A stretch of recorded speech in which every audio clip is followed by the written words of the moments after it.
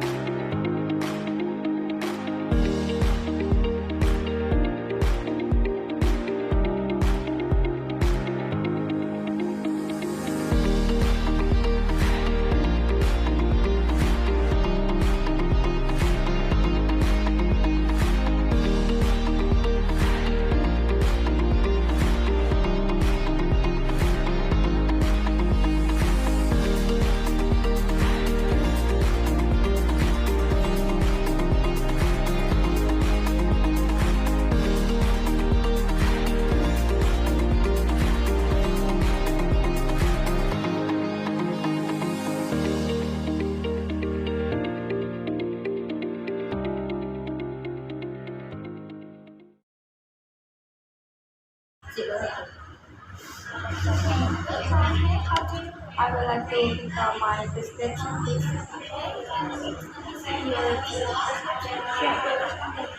Yeah. Wait a minute. Okay. Diva, can I get your help? Chef Nata, how can I help you? Please give this prescription to the pharmacy. Okay, thank you, Diva. Please check this prescription for processing. Okay, we have all of the medicine written on the prescription. The prescription do you want? You can immediately prepare the medicine. I will prepare the medicine. Thank you.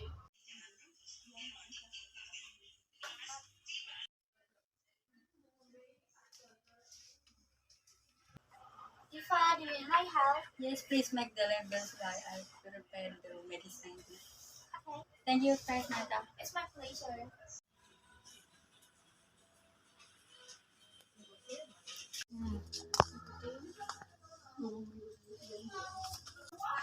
Nata, this is the medicine. Okay, how many doses of medicine are written in prescription? This one, once a day, one tablet after meal. This one, once a day, one tablet after meal. Okay, thank you, Diva. Okay. Okay, it's already done. We can keep it to the pharmacy for the check. Okay, let's go. Miss, the medicine is ready. You can take it again. Okay, good job. It's all correct. You can keep it to the patient. Okay, thank you, Miss. Nata, can I give it? Yes, of course. You can give it to the patient. Here you go. Okay, thank you. Yeah, it's my pleasure.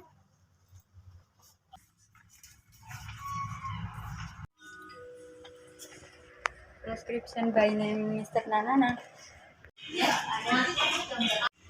This prescription by Mr. Nanana.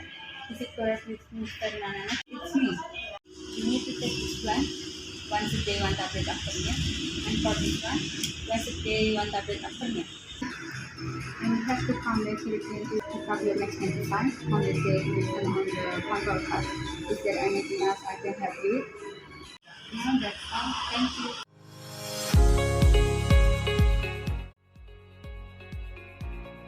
Untuk pelayanan pelayanan resep, yang pertama kami lakukan adalah menyambut pasien dan menanyakan ingin membeli obat apa serta menanyakan keluhan dari pasien tersebut. Kemudian kami mengambil contoh obat dan memperlihatkan kepada pasien serta menjelaskan cara penggunaan obat tersebut.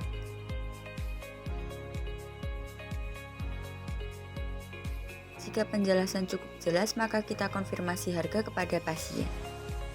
Setelah konfirmasi selesai, kami tidak lupa untuk menjelaskan ulang tentang penggunaan obat tersebut kepada pasien dan memastikan pasien memahami tentang informasi obat tersebut. Setelah itu, pasien dapat langsung melakukan transaksi. Kami tidak lupa menanyakan tentang penggunaan kantong plastik dan mengucapkan terima kasih. Untuk pelayanan resep langkah pertama yang kami lakukan adalah menyambut pasien dan memeriksa ketersediaan obat yang tertulis di resep. Jika obat dengan merek yang sama di resep tidak ada, kami mengkonfirmasi kepada pasien bahwa kami hanya mempunyai obat yang sama dengan merek yang berbeda.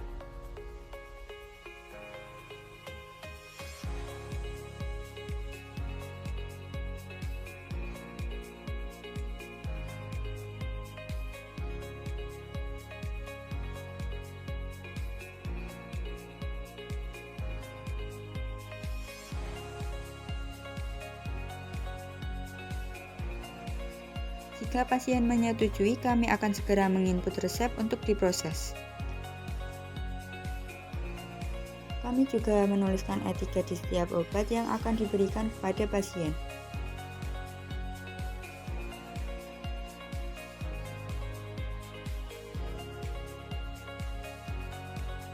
Kemudian kami menjelaskan cara penggunaan obat tersebut kepada pasien. Setelah itu, pasien dapat langsung melakukan transaksi.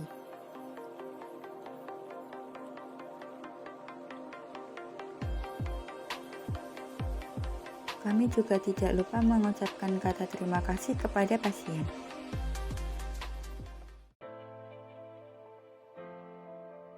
Saat pengadaan, apoteker memesan barang melalui online.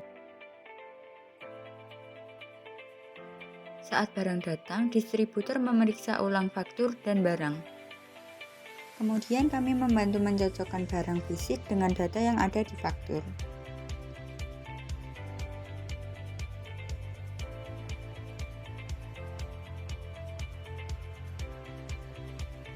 Setelah barang cocok, apoteker menandatangani faktur dan memberi cap apotek dan nomor SIPA. Hai, kali ini kami akan menjelaskan kegunaan dan isi dari minyak telon cap gajah. Penasaran? Simak terus penjelasannya. Minyak telon cap gajah memiliki 3 kandungan oleum utama, yaitu oleum kayu putih, oleum kokos, dan oleum fenikuli. Minyak ini biasa digunakan sebagai obat gosok untuk membantu meredakan perut kembung dan gejala masuk angin. Selain itu, minyak telon cap gajah ini biasa digunakan untuk memberikan rasa hangat pada tubuh bayi. Jadi di sediaan minyak telon cap gajah ada 3 sediaan bahan oleum. Yang pertama ada oleum kayu putih. Oleum kayu putih adalah minyak asiri yang dihasilkan dari tanaman kayu putih.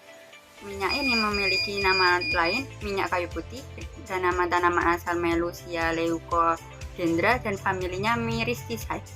Oleum kayu putih memiliki zat berkhasiat minyak asiri yang mengandung sinenol atau kayu putih. Penggunaannya sebagai obat gosok untuk rasa nyeri. Bahan selanjutnya adalah oleum kokos. Oleum kokos sendiri merupakan minyak lemak yang diekstrak dari daging buah kelapa dengan nama lain minyak kelapa dan nama tanaman asal Cocos muscifera.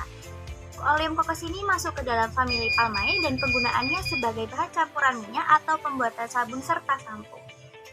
Yang ketiga ada oleum feniculi. Oleum feniculi adalah minyak asiri yang diambil dari buah adas. Memiliki nama lain minyak adas, nama tanaman asal Phoenicum vulgare, termasuk dalam famili Apiaceae. Dengan zat bahan utamanya berupa atenol, zat pahit venkon, serta penggunaannya sebagai obat gosok bayi dan sebagai bahan pewangi. Jadi, cukup sekian penjelasan kami mengenai minyak telon cap gajah ini. Sampai jumpa di kesempatan selanjutnya. Dadah! Penyakit asam lambung adalah istilah yang sering digunakan untuk menggambarkan rasa ketidaknyamanan atau nyeri yang terjadi pada bagian atas setelah makan.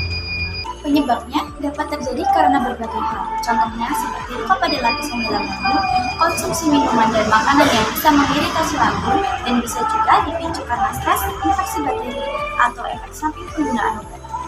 Untuk obat asam lambung sendiri, terjadi menjadi beberapa golongan. Apa saja sih golongannya? Untuk golongan yang pertama, ada golongan PP, yaitu merupakan jenis obat yang bekerja menghambat sekresi asam. Contohnya ada omeprazol, lansoprazol, pantoprazol, dan rabeprazol. Untuk golongan berikutnya ada golongan H2 blocker. Golongan ini bekerja dengan menghambat histamin pada reseptor HAP2 sehingga menekan sekresi asam dan mengurangi volume pada cairan lambung. Contohnya ada simetidin, ranitidin, dan famotidin. Untuk golongan yang ketiga ada golongan antasida. Golongan antasida merupakan golongan asam lambung yang bekerja untuk menetralkan asam lambung dan mengurangi aktivitas pepsin. Contohnya ada aluminium hidroksida, magnesium hidroksida. Yang keempat ada golongan prostaglandin.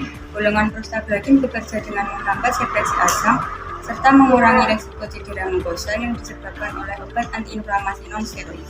Contohnya ada misoprostol. Kelima ada pembentuk senyawa kelat. Golongan ini bekerja dengan cara membentuk lapisan pelindung pada usus dinding lambung untuk mencegah kerusakan lebih lanjut yang disebabkan oleh asam garam MP2 dan enzim di perut. Contoh obatnya sukralfat. Nah, dari semua golongan yang sudah kita bahas tadi, nggak semuanya aman untuk ibu hamil. Mau tahu lebih lengkapnya? Mari kita bahas. Kira-kira apa ya? Dengan indeks golongan PPI, menurut FDA, dikontraindikasikan dengan kategori C, yang berarti obat dengan golongan ini menunjukkan reaksi terhadap ibu hamil, dengan contoh obat seperti omeprazol, rabeprazol, pantoprazol, dan esomeprazol. Ada not, dengan golongan yang sama, tetapi lansoprazol memiliki indeks kategori yang berbeda, yaitu dengan kategori B, yang berarti omeprazol aman untuk ibu hamil, tetapi harus tetap menggunakan resep dokter. Selain golongan tadi, masih ada golongan yang lain nggak, Kak? Masih ada 4 golongan lagi. Selanjutnya ada golongan H2 blocker. Golongan ini termasuk dalam kategori B. Studi pada binatang tidak memperlihatkan adanya resiko terhadap janin, tetapi tidak ada studi terkontrol terhadap wanita hamil juga. Nah, sekarang kita akan membahas dengan golongan antasida. Menurut FDA, antasida termasuk dalam kategori B, yang berarti antasida aman untuk ibu hamil karena pada studi binatang tidak menunjukkan resiko terhadap janin, tetapi belum ada studi lanjut terhadap wanita hamil. Untuk golongan ini, antasida memiliki efek samping sembelit untuk ibu hamil. Untuk golongan keempat ada golongan prostaglandin. Golongan ini termasuk golongan X karena resiko yang ditunjukkan lebih besar daripada manfaat potensial. Resiko yang ditunjukkan pada golongan ini dapat menyebabkan arbotus, persalinan preterm atau cacat janin, dan gagal ginjal. Yang terakhir ada golongan sukralfat. Golongan sukralfat termasuk ke dalam kategori B karena tidak beresiko kepada ibu hamil. Kesimpulannya, dari semua obat yang paling aman untuk ibu hamil adalah dengan golongan antasida dengan indeks kategori B Dan lansoprazol dengan kategori B. Ya, tetapi semua penggunaan obat asam lambung untuk ibu hamil tetap harus dengan sesuai anjuran dokter ya. Dadah! Visi dan misi K24 Murangan.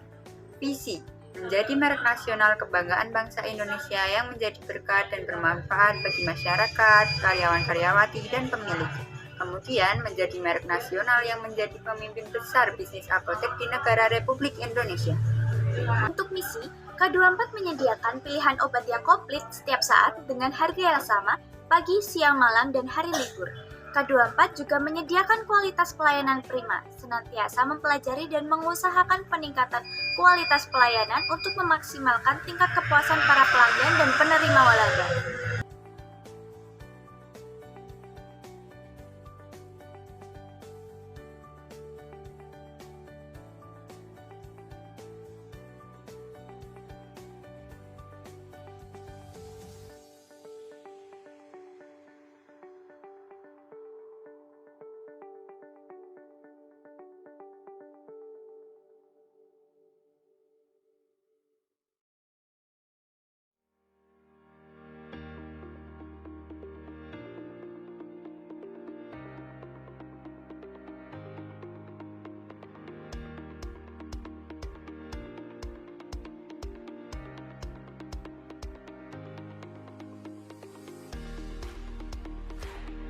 Selama di Judika, kami belajar melayani pasien, mengecek gula darah, kolesterol atau asam urat pasien, meracik puyer,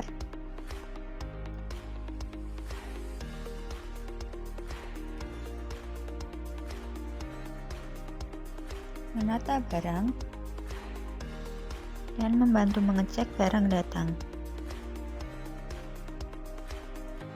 Diklofenak potasium atau kalium diklofenak termasuk golongan obat analgetik dan antiinflamasi non-steroid. Kalium diklofenak sendiri merupakan garam kalium dari diklofenak yang berisi diklofenak 1 min. Kalium diklofenak memiliki gugus fungsi seperti ini, yang berisi gugus fungsi aromatis dengan formula benzoat C6H6 dan gugus fungsi amina sekunder dengan formula NH.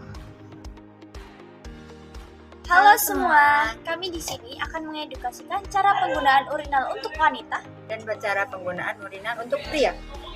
Ikuti kami terus ya. Penggunaan urinal untuk wanita hanya perlu digunakan dengan cara menempelkan area privasi ke arah ujung moncong seperti ini. Kemudian urinal sudah siap untuk digunakan. Dan untuk urinal pria cukup memasukkan alat reproduksi di sini, lalu urinal bisa langsung digunakan. Tapi penggunaan kedua alat ini hanya bisa digunakan untuk membuang air kecil saja, tidak bisa digunakan untuk buang air besar. Cukup sekian penjelasan dari kami, semoga bermanfaat. Namun cekap semanten materi engkang saged kula aturaken, mugi-mugi saged paring manfaat lan saged paring edukasi. Mbok bilih wonten kalepatan saking kawula nyuwun samudra agunging pangkasani. Matur suwun.